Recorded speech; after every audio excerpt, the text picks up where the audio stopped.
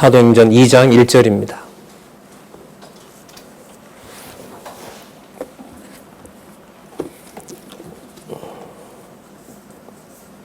사도행전 2장 1절 제가 읽겠습니다.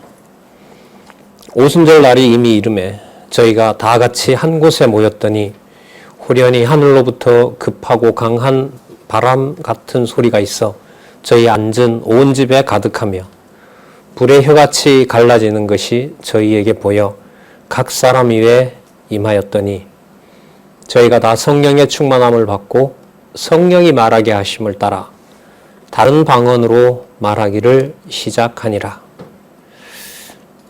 4절까지 읽어드렸습니다. 우리 교재는요, 성경 강론 15권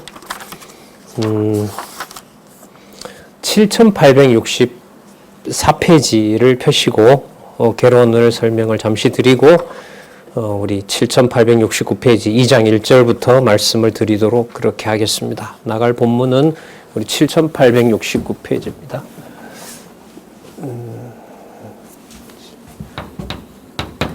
7869페이지입니다. 잠시 우리 개론 보도록 하겠습니다. 자, 지난 시간부터 우리 마태, 마가, 누가, 요한, 예수, 이 땅에 오신 예수님, 이제 성경의 표현대로 보면 유대인들은 나사렛 예수라고 불렀던 거죠. 나사렛 예수 이렇게 생각을 하면 마리아의 아들, 그리고 야고보나 유다의 형님, 그 다음에 그 여자들도 있었으니까요. 누구의 오라버니, 이런 이름으로 생각되던 나사렛 예수가 마태, 마가, 누가, 요한에서 바로 그분이 메시아이고 그분이 하나님의 아들이고 하나님 나라의 일을 이 땅에서 하셨고 바로 그분이 하나님이시다는 사실을 증명을 한 겁니다. 확증을 해 주신 거죠. 그것은 이제 구약의 창세기부터 말라기까지 이스라엘 역사를 통해서 그 다음에 이스라엘 역사 속에 나타난 여호와의 능력을 찬양하도록 하는 시가서에서 그리고 어떤 모습으로 구체적으로 오시면서 어떤 백성들 그리고 어떤 나라 그리고 어떤 통치자인지는 선지서를 통해서 우리는 확증을 했습니다. 확인한 거죠. 확인하고 우리는 이제 사도행전 1장 12절부터 예수께서 승천하시면서 또 살아 계시면서 약속하셨던 모든 말씀이 그게 1편이었죠. 2편에서 성령에 의한 성취가 일어나는 겁니다. 그러니까 성령에 의한 성취는 1편의 성취도 되고요. 구약과 연관시키면 창세기에서부터 말라기까지 기록의 성취도 됩니다. 그러니까 이 성취를 설명하는 방식이 본문 내에서 가능하고요. 몇 장 몇 절 내에서도 가능하고 그 다음 사도행전 1장 12절 내에서도 가능하고 그 다음 앞부분에 나타난 요한복음과 관계해서도 가능하고 이런 의미에서 성취라는 말은 굉장히 많은 의미가 담겨 있는 거죠.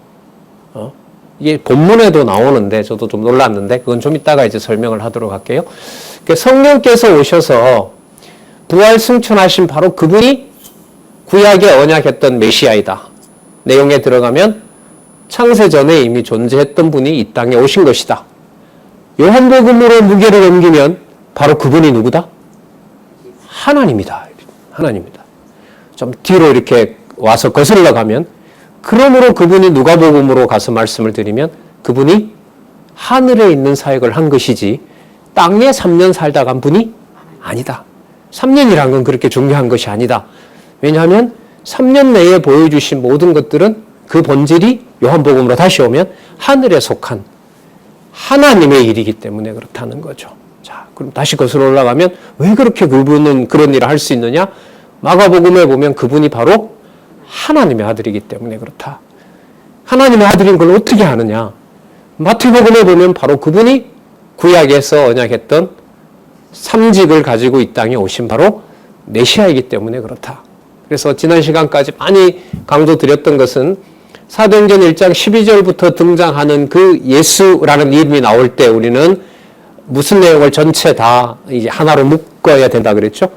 직임, 신분, 그 다음 사역, 본성. 그러니까 마태복음 1장에서부터 사도행전 1장 11절까지 승천하실 때까지 모든 내용들이 전부 모여서 사도행전에 들어가기 때문에 사도행전 1장 12절부터 예수라는 이름이 나온다는 말은 바로 그분이 구약에 언약하신 구약에서 언약하신 메시아임을 성취했다는 그 내용은 무엇을 근거로 한다? 마태, 마가, 누가, 요한복음이 성취된 것하고 연관이 된다.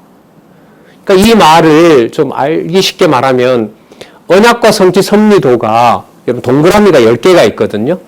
그죠? 작은 동그라미가 서로 연관도 되고 그 작은 동그라미를 또 어떻게 하죠? 큰 동그라미가 싸고 있고 그렇게 또 더 크게 싸고 있고 구약을 싸고 있고 신약을 싸고 있고 또 영원적 언약 성취까지 이렇게 싸고 있어요. 그래서 동그라미가 10개라는 말은 이렇게 이해하셔도 돼요. 성취라는 말을 몇 가지 차원에서 얘기할 수가 있다? 그렇죠. 이게 얼마나 깊은 의미인가 한번 보세요. 바로 와서 좀 설명을 드릴까요? 보혜사 성령께서 오셔서 성경을 기록하게 하시고 그 말씀을 깨닫는 성도들로 하나님 자녀임을 깨닫게 하셔서 교회를 이루어 주셨잖아요. 그럼 제가 교회 성도가 됐어요. 성도로 믿어지도록 하셨어요. 제가 창세전 하나님의 언약 자손이라는 게 믿어집니다. 창세전 언약한 자손이라는 게 믿어지는 사건이 성취라는 말처럼 몇 가지 차원에서 설명이 된다는 거예요? 그렇죠. 그렇게 생각하셔도 돼요. 그러니까 내 눈으로 단지 보이는 앞면만 가지고 그 사람을 설명할 수가 없는 것처럼. 그래서 교회가 이런 면에서 인간적으로 좀 말씀을 드리면 이해하기가 쉽지 않는 곳입니다. 교회가. 우리가 그 말을 신령한 교회다 이런 말을 많이 쓰죠. 신령하다는 말은 한 면만 보고 인간 중심으로 봐서는 이해가 되지 않는다는 거예요. 이제 진짜 손도 떨리고 마음도 두근거려요.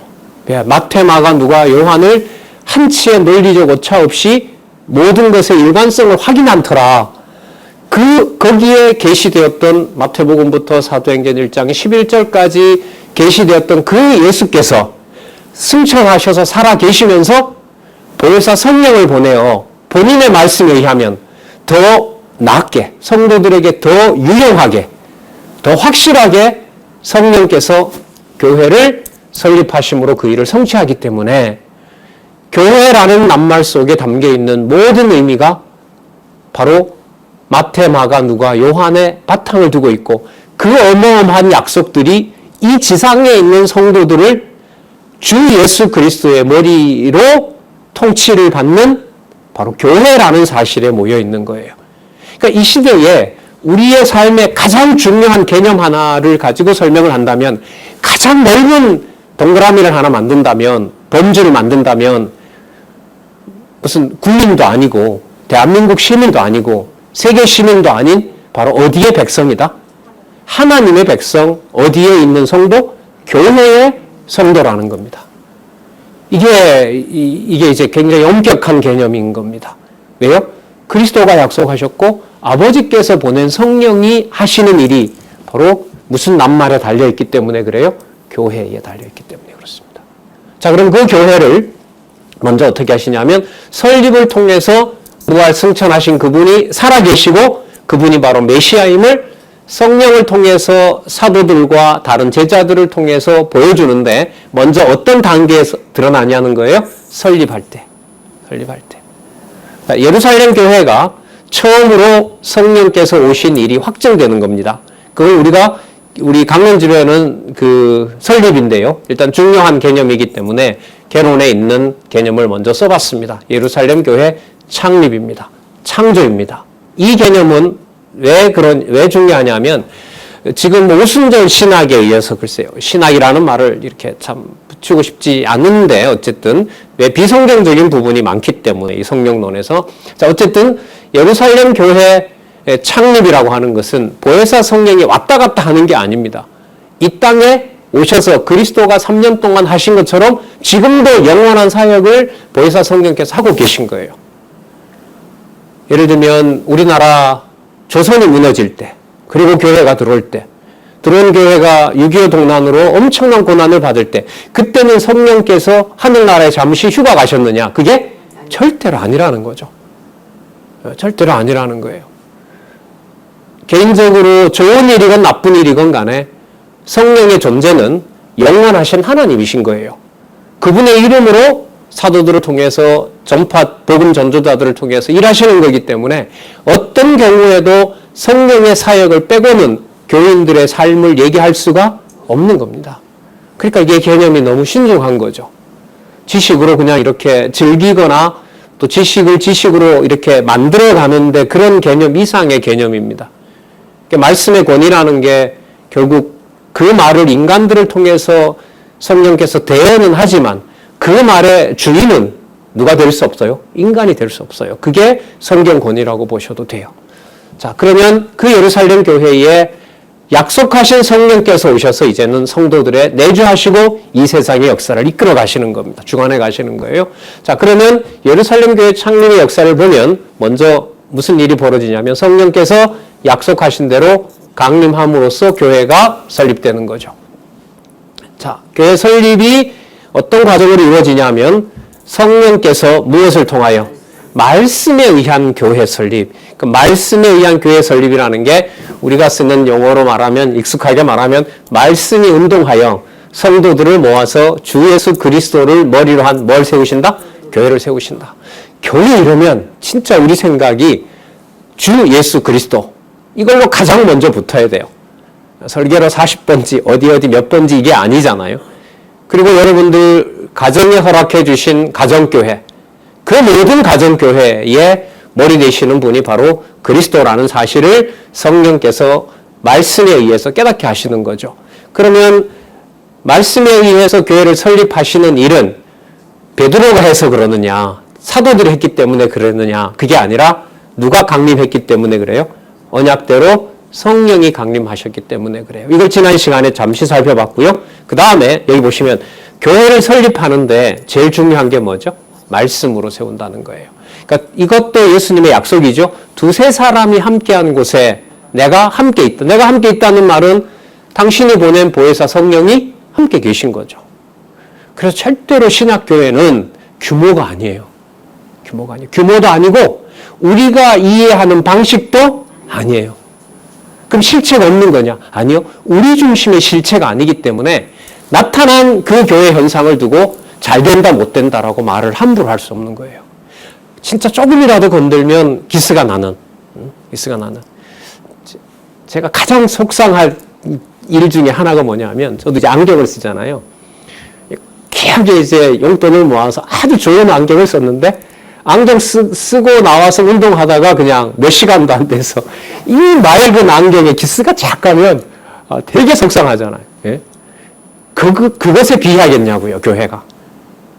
예, 교회가. 그건 이제 좀 인간 중심적인 감정이 개입된 거고 그만큼 머리 되신 주 예수 그리스도께서 이 교회를 어떻게 세워가시는지 또 말씀을 어떤 방식으로 깨닫게 하시는지 우리는 이 내용을 오늘 좀 살펴볼 겁니다.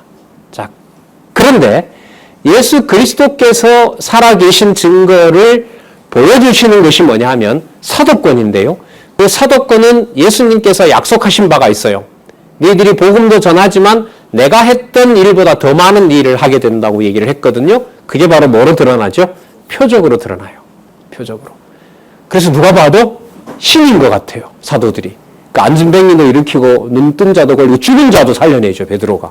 맞죠? 도르가라고 하는 여인을 살려내잖아요. 그러니까 예수님께서 그 죽은 자 나사로를 살려냈던 일을 누가 하시는 거예요? 사도들이 하는 거예요. 자, 여기에서 그 방법으로 교회가 서게 하시면 얼마나 좋아요? 여러분들과 제가 막 죽은 자를 막 살리고 하면 얼마나 이 복음 전파가 잘 되겠어요? 아니요. 그리스도가 표적을 통해서 하나님의 아들임을 보여주신 다음에, 자, 여기서 우리가 좀 좁혀서 들어갈게요. 마가복음으로 가겠습니다. 마가복음의 논리가 뭐냐면 하나님의 아들이심으로 뭘 받을 수밖에 없다? 핍박을 받을 수밖에 없다. 그럼 핍박 받는 것은 무조건 당하는 것인 거냐? 그게 아니라는 겁니다. 아버지가 원하는 희생과 아버지가 원하는 낮은 자리 갈 수 있는 유일한 분이 누구밖에 안 계세요? 예수 그리스도밖에 안 계세요. 자, 똑같아요. 누가복음뿐만 아니라 다른 데도 마찬가지입니다. 그런데 우리에게 익숙한 그 정보를 주는 것이 여기 한번 보시면 표적과 핍박이 어디에 가장 많이 나오는 구조죠? 이게 마가복음. 높은 신분, 본래 신분, 무슨 신분? 낮은 신분, 그 다음 높은 신분. 그 낮은 신분의 구조가 어떻게 돼 있어요? 표적 보여주고 뭘 당하세요? 배척당하고 핍박당하잖아요. 어쩜 이렇게 똑같아요? 이 말씀 똑같다고 말씀드리는 이유는 마태, 마가, 누가, 요한의 배경이 없으면 사도행전 1장 12절부터 교회 설립에 대한 내용을 마음껏 기쁘게 이해할 수가 없다. 너무너무 큰 아쉬움이 생긴다. 예. 자, 분명히 나오죠? 표적으로 말씀이 전파되는데 그 표적이 제자들로부터 나오는 능력이 아니라 약속하신 그리스도의 말씀이 이루어지는 것이고 하나님의 능력이 영광을 받도록 하는 것이 목적이기 때문에 무엇을 주신다? 핍박으로. 그러면 말씀이 전해지지 않느냐? 아니죠. 말씀이 전파되는 겁니다. 이 내용만 보면은요, 이 내용만 이해해도 2000년 교회사가 왜 이렇게 핍박의 역사이고 왜 이렇게 성도들도 놀라야 될 그 많은 일들이 벌어지고 말씀운동 40년 역사에도 왜 저런 일들이 벌어질 수밖에 없었느냐. 그 일을 저 사람이 잘못해서 그랬다라는 말을 사람들이 하게 되죠. 성경을 모르면 그렇게밖에 할 수 없어요. 왜? 내가 본 게 그거니까. 내가 들은 게 그거니까. 그야말로 우리가 생각하는 이 보고 들은 것으로 얘기를 하니까 그게 설명이 안 되죠. 자, 그러나 지금 성경을 따라가면서 우리가 이해를 하도록 하시면은 그 교회사의 참담한 역사들이 누가 살아계신 증거이다?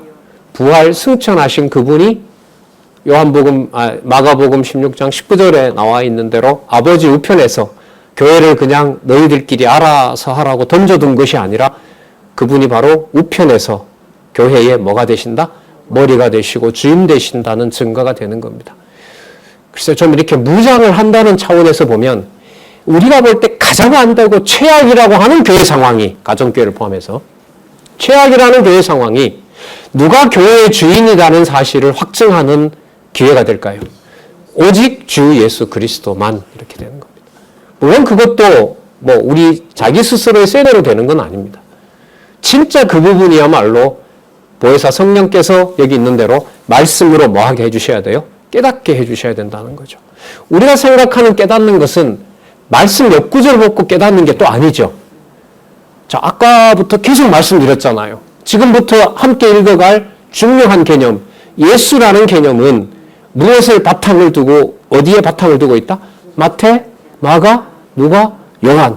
거기에 있는 모든 예수를 성령께서 오셔서 그 한낱말 속에 또 어떤 다른 그 뜻을 옆에다 붙여서 그렇게 바로 소개하고 있는 거기 때문에 그게 교회를 이해하는 데 바탕이 되는 겁니다. 그러니까 성경은 여러분 원로의 강의를 많이 들으셨지만은 부분 안다라고 하는 것을 않는 것이 아니라 알면 다 알고 모르면 다 모르는 진짜 성경 해석의 엄격한 해석의 규칙이 있죠. 원리가 있는 겁니다. 자, 그러면 우리 지난 시간에 1장 26절까지 마띠아를 뽑는 일, 바로 살아계신 그리스도께서 사도들을 부르시듯이 바로 그리스도께서 사도를 부르는, 보이진 않지만 분명히 살아계셔서 사도를 뽑는 일을 약속한 대로 사도를 뽑는 장면을 살펴봤고요. 자, 사도가 이제 뽑혔습니다. 자, 그 다음에 2장 1절에서부터 13절에 오순절 날에 각 사람 위에 강림하여 여러 표적을 나타내는 내용이 나타납니다. 자, 조금 전에 4절까지 읽었는데요. 잠시 다시 보겠습니다. 오순절 날이 이르렀고 한 곳에 모여 있었습니다. 2절에 보면 하늘로부터 급하고 강한 바람 소리가 납니다. 그리고 저희 안에 온 집에 그 바람 소리가 가득 차게 됩니다. 여러분, 마치 이게 없었던 내용이라기보다가 얼마든지 우리는 많은 부분을 상상할 수가 있어요. 자, 두 가지만 설명을 드릴게요. 욥이 죽어갈 때, 고난을 받고 죽어갈 때 하나님이 나타나서 아주 평화로운 잔디밭으로 데려다가 물 한 모금 주면서 자, 내 말 들어라 이렇게 하셨어요? 아니요. 아니죠. 천둥 번개가 치면서 욥에게 죽어가는 욥에게 허리를 동이고 내 말 들어라. 욥이 감당할 수 없는 요구를 하셨죠. 왜요? 전능자 깨닫게 하려고. 이런 증거는 너무나 많습니다. 하나만 더 들면 모세가 시내산에서 하나님의 율법을 받을 때 거기도 산이 전부 다 옥토가 되고 산에 짐승이 노루가 뛰어놀고 그랬어요? 아니요. 겁이 나서 쳐다보지도 못할 정도로 흑암이 지배를 했고 띠를 둘러서 시내산 주위로 오지 못하도록 하나님이 경계했습니다. 그러니까 그런 게 이제 하나님의 그 임하시는 모습이거든요. 자, 뭐 그런 증거는 너무나 많습니다. 어쨌든 2절에 나타난 이런 모습들은 구약에 나타났던 여호와께서 임재하시는, 강림하시는 모습과 연관된다. 자, 그리고 이 일은 이제는 승천하신 그리스도의 사역과 구분이 된다, 안 된다? 안 돼요. 그래서 사도행전에서부터 이제 많은 주어들이 하나님 아버지와 주 예수 그리스도라는 주어가 함께 나타납니다. 분리하지 않겠다는 거죠. 그럼 그걸 누가 증거하느냐? 사도 베드로를 통하여 성령께서 증거하시는 겁니다. 그래서 사도행전에서부터 그런 부분이 많이 나옵니다. 요한계시록까지 나와요. 이른바 성부, 성자, 성령이 함께 교회의 사역을 주관해 가시고 주 예수 그리스도가 교회의 머리이시라는 사실을 누가 증거를 하느냐? 여러분, 마가복음이나 누가복음에 보면 하늘의 음성이 들려서 예수께서 하나님의 아들임을 누가 증거하셨죠? 성령께서, 그리고 또 하나님께서 증거하시잖아요. 그래서 지금 저희들이 뭐 성부, 성자, 성령을 외워야 될 필요는 없어요. 자, 물론 성부, 성자, 성령 하나님의 사역의 그 개념은 의미가 있다 하더라도 그걸 따로 철학적으로 증명은 할 수 없어요. 그러나 어떻게 읽어가면 성경의 순서대로 따라가면 무슨 문제가 다 해결이 된다? 성부, 성자, 성령, 이미 이른바 삼위일체 하나님에 대한 존재가 증명된다는 겁니다. 그걸 이런 사람 등장시키고 이런 개념을 등장시켜서 기록해 놓은 것이 바로 뭐기 때문에? 성경이기 때문에. 왜 그 개념이 그 자리에 나올 수밖에 없느냐? 이게 여러분 성경 신학에서 가장 중요하게 하나님께서 드러내신 진짜 하늘에 있는 비밀을 드러낸 거죠. 왜 그게 그런 순서로 되어 있느냐? 왜 그렇게 배치되어야만 되느냐? 이것은 너무너무 중요한 겁니다. 자, 3절에 보시면 불의 혀같이 갈라지는 것이 저희에게 보여. 불꽃이 이렇게 피면 막 이렇게 갈라지잖아요. 불꽃 끝이. 그렇게 이제 갈라지는 것이 보였고 각 사람에게 임합니다. 꼭 그렇게 등치시키는 건 아닌데 그리스도께서 뭐와 뭐로 그리스도가 받으신 그리스도께서 약속하셨던 성령이 무슨 성령과 무슨 성령이죠? 물과 그 성령으로 한다고 했더니 그 성령의 세례를 뭐와 얘기하셨죠? 심판과 관련하여 불과 관련해서 말씀을 하셨죠. 약속을 하신 거죠. 자, 그러면 4절에 또 한번 보면은요. 저희가 다 성령의 충만함을 받고 그 다음 성령이 말하게 하심을 따라 다른 방언으로 말하기를 시작하니라. 여러분, 이 참 재밌는 이 설명, 낱말이 있는데 3절은 불의 혀라고 해서 혀 있죠. 혀. 그리고 지금 4절에 보면 다른 방언으로 말하기 시작했다고 했죠. 그 방언이라는 거. 여러분, 혀라는 말하고요. 방언이란 말이 낱말이 똑같아요. 이 낱말에 보면 불이 갈라지는 모습을 얘기하는 말도 되고 이게 뭐도 되냐 하면 방언이라는 말도 돼요. 이 개념을 같이 쓴 거예요, 여기에서. 그러면 이게 뭐가 되는 거죠? 성령께서 오신 증거가 불의 혀같이 갈라졌다는 거나 제자들이 무엇을 얘기를 한 거나 말씀을 전한 것이나 그런데 그 전한 말씀을 자, 여기 보시면 성령이 말하게 하심을 따라 다른 방언으로 말하기를 시작하니라. 자, 5절에 좀 더 볼게요. 자, 다른 방언을 말한다는 말은 이제 뒤에 설명이 나오는데 갈릴리 사람들이니까 아마 그 아람어를 썼겠죠. 히브리인들의 말을 썼을 거예요. 보통 그렇게 고증을 하거든요. 기록은 헬라어로 다 했지만은. 그런데 각 나라에서 온 유대인들이 여기 지금 세 언어를 여기서 구분했는데 예를 들면 동쪽에서 온 이란, 이라크 쪽에서 온 사람들은 그 언어가 세모예요. 그리고 로마 쪽에서 온 사람은 라틴어예요. 지금은 없어진 언어입니다. 이태리어가 라틴어는 아닌데 어쨌든 로마에 온 유대인들은 그 라틴어를 써요. 그 다음에 지중해를 중심으로 살았던 유대인들은 무슨 말을 쓰냐면 헬라어를 써요. 성경을 기록한 언어. 그 나사렛 출신의 베드로나 다른 사도들은 자기 나라 말로 얘기를 하는데 각 지방에서 온 사람들은 전부 자기 말로 듣는 거예요. 요즘으로 말하면 얼마 전에도 끝났지만은 유엔 회의에 보면 다 국가 정상들이 이거 끼고 있잖아요. 그거 동시 통역 때문에 끼고 있는 거거든요. 그런 일들이 우리나라의 대통령하고 그 어떤 인기 그룹이 가서 한국어로 연설을 하잖아요. 그 연설했던 것을 각 나라의 정상들은 다 자기 나라로 듣는 거죠. 그런 일들이 2000년 전에 일어난 거죠. 예. 그리고 그걸 성령께서는 뭘로 마무리하셨느냐? 기록해서 번역하는 방법으로. 기록해서 번역하게 하는 방법으로 또 번역한 것을 뭐예요? 기록하게 하는 방법, 보관하는 방법으로. 그리고 보관된 말씀이 우리 한국으로 보면 한 150년 전에 들어왔죠. 그 토마스 선교사가 순교하면서 대동강 쑥섬에 던져놓고 순교한 바로 그 말씀이 들어와서 이제 번역이 되면서 우리가 지금 성경을 보게 된 역사가 이루어진 거잖아요. 그 일들로 이제 마무리가 되는데 지금 여기에 보시면 4절에 저희가 다 성령의 충만함을 받고 성령이 말하게 하심을 따라 다른 방언으로 말하기를 시작하니라. 자, 5절에 한번 보시기 바랍니다. 자, 그럼 이 방언이 어떻게 들렸느냐? 그때 경건한 유대인이 천하 각국으로부터 와서 여러분 이게 선지서에 약속된 바입니다. 특히가 아니네요. 이사야부터 말라기까지 백성의 범주가 유대인과 이스라엘에 한정되는 것이 아니라 이방에도, 그리고 이방에 잃어버린 남은 자를 전부 어떻게 한다? 찾아낸다 그랬죠. 그들이 바로 어디에 와 있는 거예요? 지금 예루살렘에 온 거죠. 이들은 아마 유월절을 지키러 왔을 거예요. 유월절을 지키러 왔다가 누구를 만나는 거죠? 바로 나사렛 예수, 그가 구약에 언약한 메시아라는 사실을, 진리를 듣게 되는 겁니다. 그래서 이 개념도 많은 그 선지서의 의미들을 다 담고 있다는 거예요.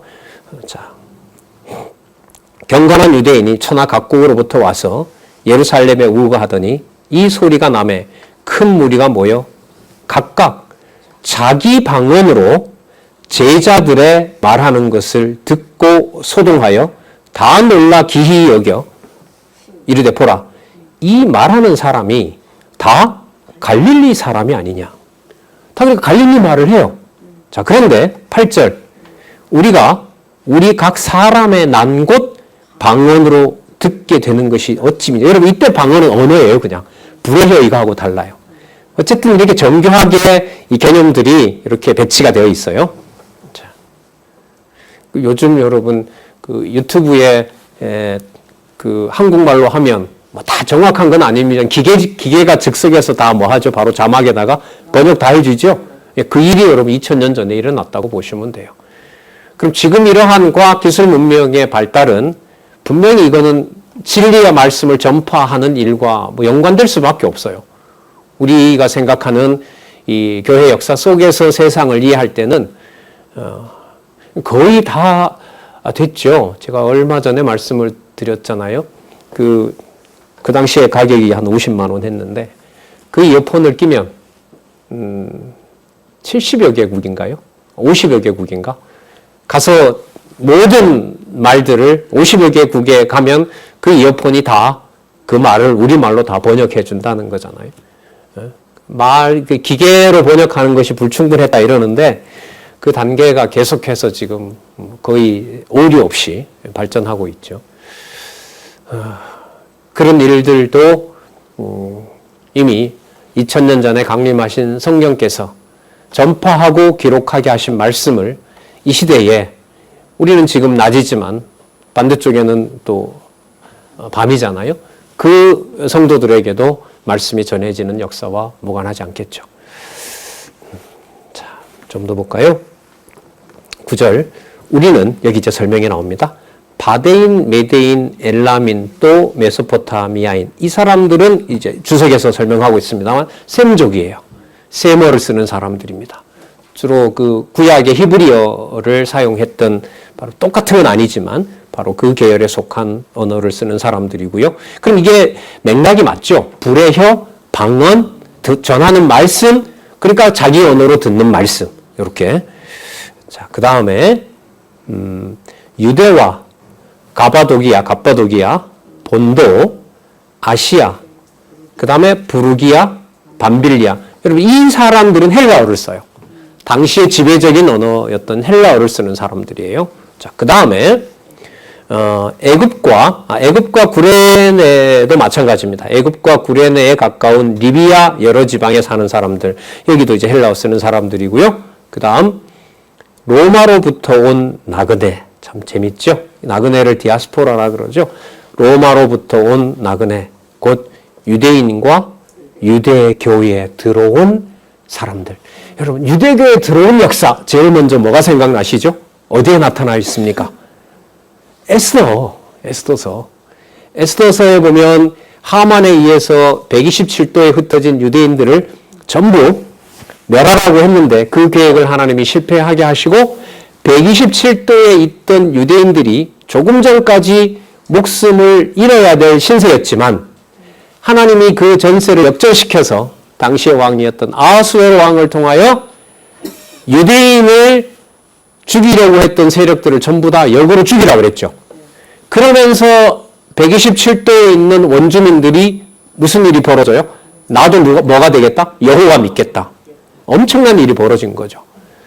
자, 그 방식처럼 유대인들을 통하여 로마에 있었는데 그 유대인을 통해서 복음을 받아들인 자들이 있죠. 그 내용들이 여러분 로마서에 나오죠. 로마서 16장에 가면 왕족도 있고 그 빌라도 그 가이사의 그 재무 일을 보는 사람도 있고요. 그 다음에 종도 있고요. 노예도 있고요. 그 모든 그룹들이 바로 하나님의 숨겨놓은 하나님의 백성이라고 할 수가 있겠죠.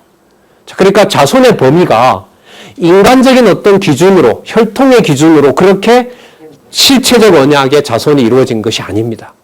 그 모든 걸 뛰어넘어서 하나님의 3대 언약이 지금 성령께서 오셔서 가시는, 교회를 이루어 가시는 일에 이렇게 나타나고 있습니다.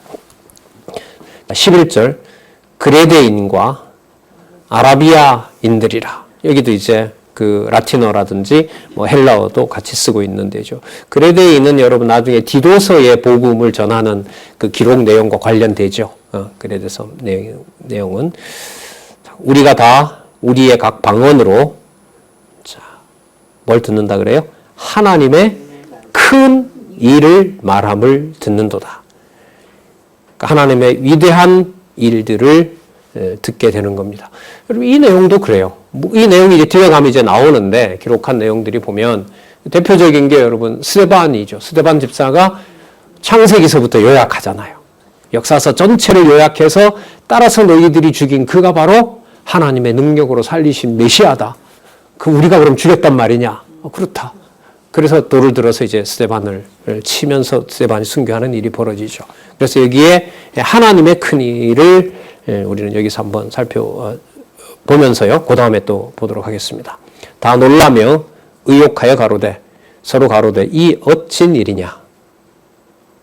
13절에 보면 또 어떤 이들은 조롱하여 가로되 저희가 새술이 취하였다 하더라. 뭔 술을 먹은지 모르지만 술에 취해서 저런 일이 벌어졌다. 도저히 이 말은 도저히 우리의 상식으로 이해할 수 없는 일이다. 그러므로 누구의 큰 일이 맞다? 하나님의 큰 일이 맞다는 겁니다. 여러분 이 당시만 그럴까요? 지금도 하나님의 말씀을 깨닫는 성도가 한두 사람이 모인 일도 그럴까요? 당연하죠. 근데 우리 후자에 얘기하는 건 기적이라고 안 하거든요. 표적과 기적이라고 하지 않죠. 그냥 기독교 가정에 태어나서 저도 이제 그런 사람 중에 한 사람인데 그냥 부모님 따라서 교회에 다니고 그러다 보니 교회 문화에 젖어 있고 나는 당연히 기독교인이구나 하나님의 자녀구나 그런 어떤 방식이 아닌 겁니다. 훨씬 놀라운 하나님의 여기 보면 큰 일이 벌어집니다. 우리 큰일 났다 그러잖아요. 진짜 큰일 난 거죠. 우리가 상상할 수 없는 일이 지금 예루살렘에 벌어지는 겁니다. 그러니까 한번 이 개념을 한번 보면은요. 여러분 구약 시대에 예루살렘 이러면 제일 먼저 연상되는 게 뭐가 있을까요? 예루살렘에 뭐가 있는 거죠? 성전 이렇게 되겠죠. 다윗 왕국 이렇게 될 거 아니에요. 근데 이게 바뀌어 버렸어요. 예루살렘 이러면 다 따라 나오는 게 뭐예요? 교회 이렇게 되는 거예요. 교회. 유대인들은 예루살렘 이러면 이 지금 각국에서 온 각 나라에서 온 사람들도 예루살렘에 가서 유월절 지키러 온 거잖아요. 유월절 지킨 다음에 50일째 되는 날이 성령 강림절이잖아요. 그게 그 사람들 맥주절이잖아요. 그러니까 거기에 왔다가 로마에서 오려면 얼마나 와야 되겠어요. 그 배를 타고 오려면은 그 길을 유월절 날짜에 맞춰온 거 아니에요. 왔다가 성령이 강림함으로써 거기서 이제 엄청난 보물을 듣는 거죠. 보고를 진리를 듣게 되고 하나님의 큰 일을 보게 되는 겁니다. 그러니까 예루살렘 성전이 아니라 하나님께서 예루살렘이 뭐라는 거죠? 교회라는 겁니다. 소선지서 스가랴 8장 몇 절이죠? 3절. 예루살렘이 무슨 성읍이 된다 그랬습니까? 진리의 성읍, 여호와의 성산이 바로 우뚝 서리라 이런 약속이 거기 나오잖아요. 네, 지금 그 일이 벌어지는 겁니다. 대한민국 그러면 뒤에 교회 붙여도 될까요? 안 될까요? 안 돼요? 우리 가정 교회 붙이면 돼요? 그건 붙이는데 왜 한국은 안 붙여요? 그 말은 무슨 뜻이냐면 이 아전 인수가 아니라요. 글쎄 다른 정보를 전 들어본 적이 없고 해석이 안 되니까 교회사 중심에서 세계 역사와 한국 역사와 나아가서 여러분들의 가정 역사를 본다는 겁니다. 아니면 이해가 안 돼요. 해석이 안 돼요. 누구를 인간을 주어로 놓고 설명을 해 들어가면서 내 가족이나 가족 관계를 다 설명할 수 있다고 하면 저한테도 알려주세요. 설명할 수 없습니다. 혈통으로 단지 남아있는 이번에도 명절에 가니까 저희들 가문에 족보를 다시 만든다 그러더라고요. 그래서 제가 이제 디지털로 보기에 큰 족보책 무거워서 못 들고 다니니까 그냥 이렇게 디지털 자료로 좀 줬으면 좋겠다. 그것도 좀 만들어주면 이렇게 건의도 하고 그랬는데 기껏 해봤자 그거 혈통으로. 또 족보가 다 정확한 것도 아니에요. 뭐 인위적으로 빼고 넣는 일이 많았잖아요. 그거 갖고 안 되는 거예요. 설명이 안 된다는 거죠. 가계 혈통이라는 게. 그러면 무슨 개념으로 설명이 돼야 돼요? 교회라는 개념으로. 그런지 아닌지를 긴장을 놓치시지 마시고 요한계시록까지 가면서 그런지 우리가 확인하는 것도 흥미로운 일일 거라고 봐요.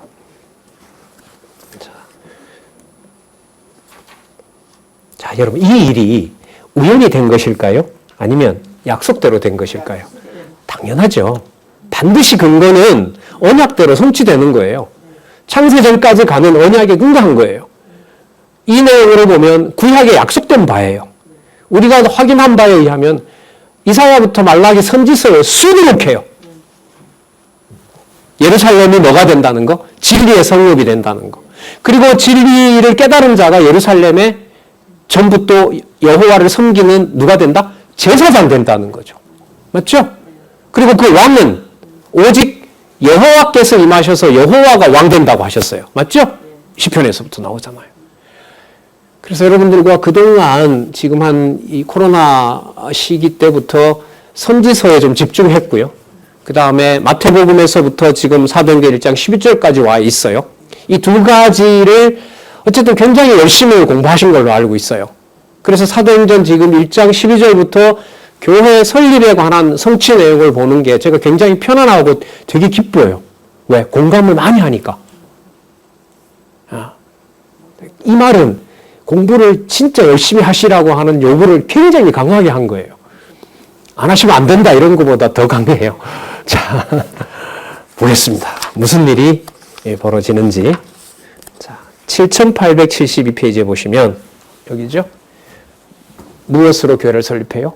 말씀으로 교회를 설립합니다. 더 정확하게 말씀드리면 성취된 말씀으로 교회가 설립됩니다. 따라서 성취된다는 말은 구약의 언약한 대로 메시아가 오셨고 그분이 부활 승천하셨다. 그분이 눈에 안 보이니까 없는 것이 아니다. 살아계신다.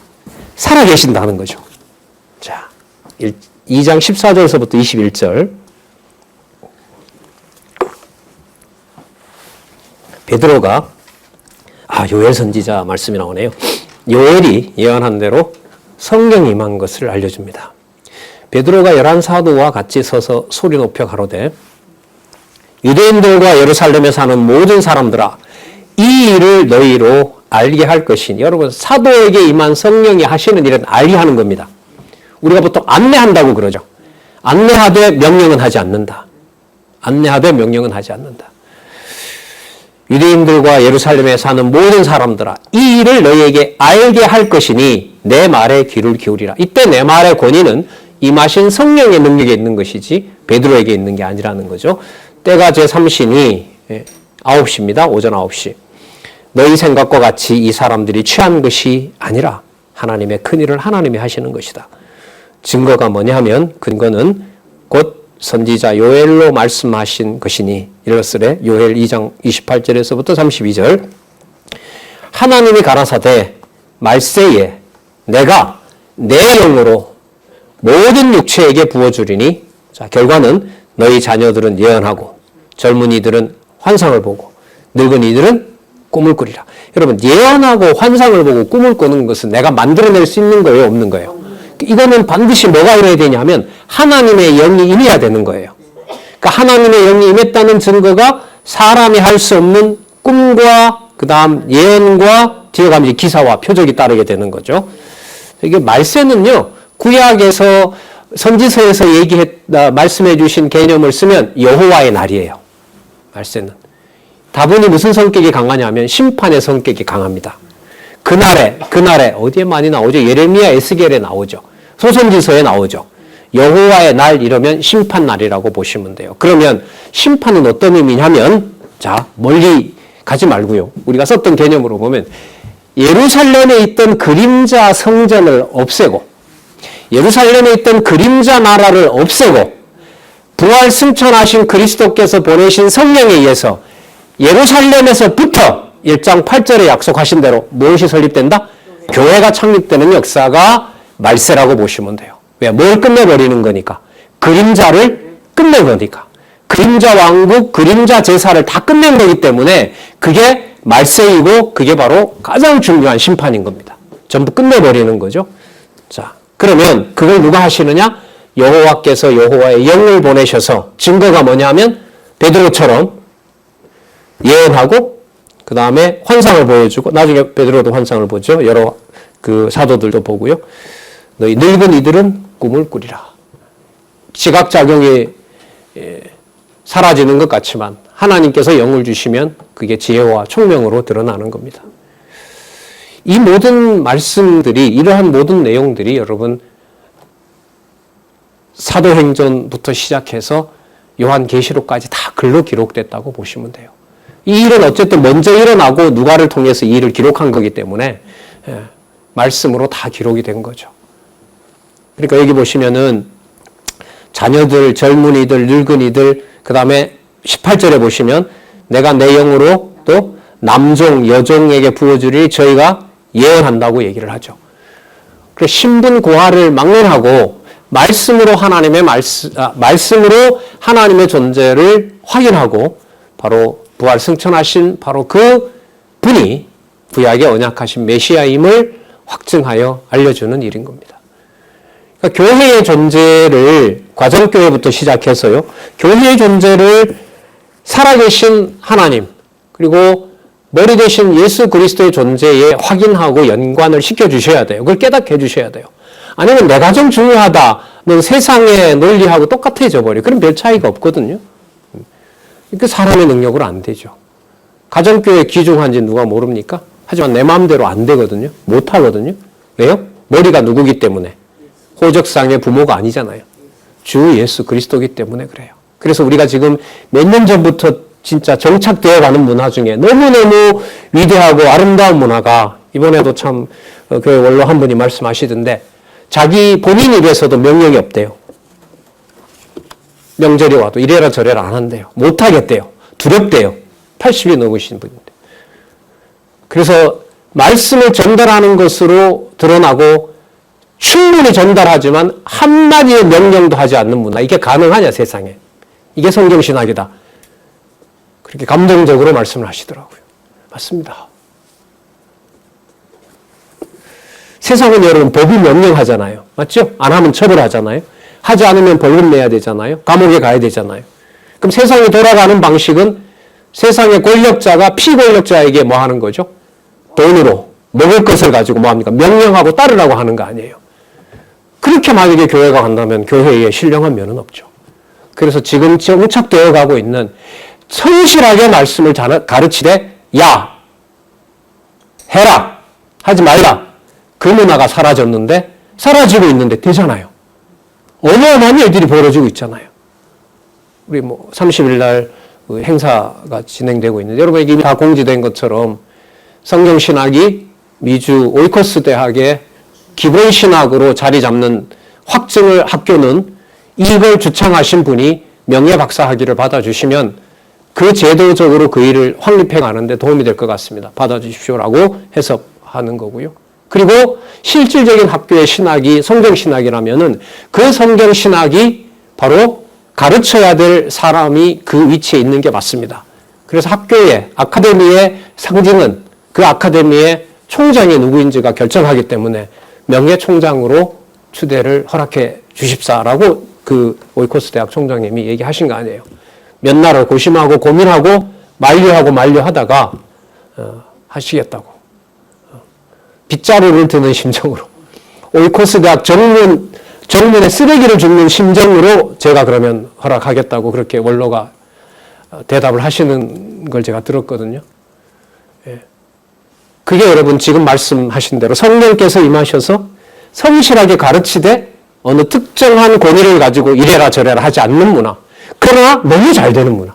글쎄 얼마만큼 펼쳐질지는 모르겠어요. 저도. 그냥 흥분만 돼요.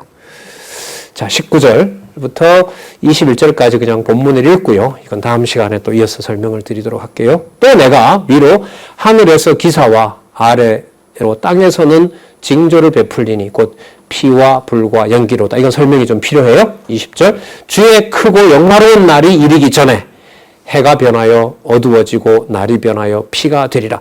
여러분 이게 바로 뭐냐면 예루살렘 성전의 멸망이 심판이 시작되는 여호와의 날과 직결되기 때문에 그래요. 그러면 이게 지금 쓰여졌느냐? 아니죠. 누가 이미 이 말씀을 하셨을까요? 예수께서 하신 거죠. 심판 얘기하실 때. 전부 다 근거를 두고 있어요. 이게. 그 다음 21절.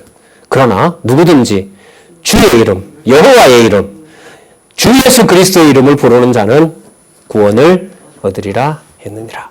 다음 시간에 19절부터 다시 설명을 드리도록 하겠습니다. 수고하셨습니다. 기도하겠습니다. 하나님 아버지 감사합니다.